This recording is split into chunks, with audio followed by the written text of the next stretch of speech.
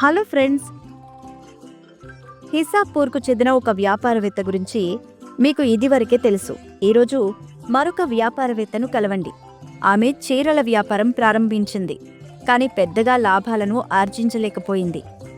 మరియు కమల ఏదైనా ఇబ్బందుల్లో ఉంటే ఆమె అక్క లక్ష్మి ఆమెకు సహాయం చేయడానికి రాకపోవడం అంటూ ఉండదు.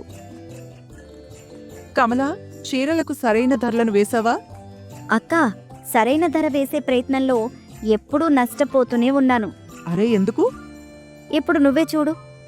నేను ఇలాంటి ఒక చీరను 600 రూపాయలకు కొన్నాను. పైగా దాన్ని ప్యాకింగ్ చేయడానికి 10 రూపాయలు ఖర్చు పెట్టాను.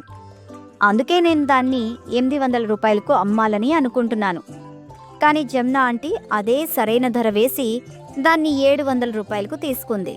కాబట్టి నేను కేవలం 90 రూపాయలు లాభం పొందగలిగాను. ఏ వెరిపిల్ల, నీ అసలు లాభం ఇంకా తక్కువ. ఏం చెప్తున్నావక్క? నువ్వు 600 రూపాయలకి చీర కొన్నావు, 10 రూపాయలు ప్యాకింగ్కి ఖర్చయ్యాయి. ఇది కాకుండా మీకు ట్రాన్స్పోర్ట్ కోసం కూడా ఖర్చు చేసి ఉండాలి, కరెక్టేనా? అంటే నువ్వు ఒక చీర కోసం 610 రూపాయల కంటే ఎక్కువ ఖర్చు చేశారు, కానీ నువ్వు దాన్ని కేవలం 700 రూపాయలకు అమ్మగలిగావు. అయితే ఈ సందర్భంలో నీకు ఎంత లాభం వచ్చింది? ఇలాగే అయితే నా వ్యాపారం ప్రారంభం కాకముందే మూసేసుకోవాలి. వ్యాపారంలో లెక్కలను జాగ్రత్తగా చూసుకోవాలి.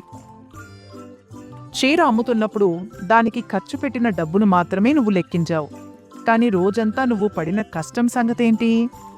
అలాంటి చీరలను నగరంలో 1500 రూపాయలకు అమ్ముతారు. మీరు దాన్ని 1000 రూపాయలకు అమ్మాలి.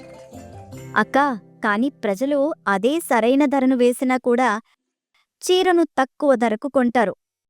ఈ సమస్య కూడా నా దగ్గర పరిష్కారం ఉంది. కస్టమర్లకు డిస్కౌంట్లు ఇవ్వడం, అంటే ఏదైనా వస్తువుపై ధర కంటే తక్కువ డబ్బు తీసుకోవడం. అక్క, ఇంకా ఎంత ధర తగ్గిస్తావు? హే, కంగారు పడకు. నువ్వు చీరను 600 రూపాయలకు కొనుగోలు చేశావు, 30 రూపాయలు అదనపు ఖర్చు అనుకోండి. అంటే మీ కొనుగోలు ధర సుమారుగా 630 రూపాయలు. ఇప్పుడు మీరు దాని ధర 1000 రూపాయలు అని పెట్టండి. తరువాత 1000 రూపాయలపై 20% తగ్గింపు ఇవ్వండి. 1000లో 20% అంటే ఏమిటి? అక్క, 200. ఈ 200ను 1000 నుండి తీసివేస్తే అదే 800 రూపాయలు మిగులుతుంది. ఇది మీ అమ్మకపు ధర అవుతుంది. ఈ విధంగా చేస్తే నీకు వచ్చిన లాభం 170 రూపాయలు అవుతుంది. మరియు డిస్కౌంట్ ఇచ్చిన తర్వాత సరైన ధరను కోట్ చేయమని ఎవ్వరూ మిమ్మల్ని అడగరు. ఇప్పుడు సమస్య పరిష్కరించబడింది కదా?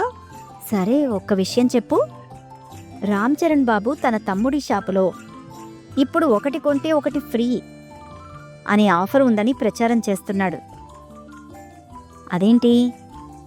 ఒకవేళ సమాన ధర కలిగిన 2 వస్తువుల మీద 1 కొంటే 1 ఫ్రీ అనే ఆఫర్ ఉంటే అది 2 వస్తువులపై 50% డిస్కౌంట్ ఇవ్వడంతో సమానం. అదెలా? ఒక వస్తువు ధర 100 రూపాయలైతే ఈ ఆఫర్తో మనం 100 రూపాయలకు 2 వస్తువులు పొందాం. అంటే మనం ఒక వస్తువుకు 50 రూపాయలు మాత్రమే చెల్లించాం. కాబట్టి ఇది 50% డిస్కౌంట్. అయితే ఇందులో ఏం లాభం? దుకాణదారులు తమ అమ్మకాలను పెంచుకోవడానికి మరియు కొన్నిసార్లు పాత వస్తువులను లేదా అమ్ముడు కాని వస్తువులను విక్రయించడానికి తరచుగా ఇటువంటి ఆఫర్లను ఇస్తారు. మీ చీరలు కొన్ని అమ్ముడవడం లేదు అనుకుందాం. అలాంటప్పుడు వాటిని అస్సలు అమ్మకుండా ఉంచుకోవడం కంటే కాస్త నష్టాన్ని భరించి తక్కువ ధరకు అమ్ముకోవడం మంచిది. ఇటువంటి నష్టాన్ని వ్యాపారంలో లాస్ అంటారు. వ్యాపారం అంటే నీలాగే ఉండాలి. దీనికోసం నేను నీకు చీరలపై ప్రత్యేకించి 5% తగ్గింపిస్తాను. కమల, ఈ విధంగా నువ్వు లెక్కలతో స్నేహాన్ని పెంచుకుంటూ ఉంటే నీ జీవితం సులభమవుతుంది.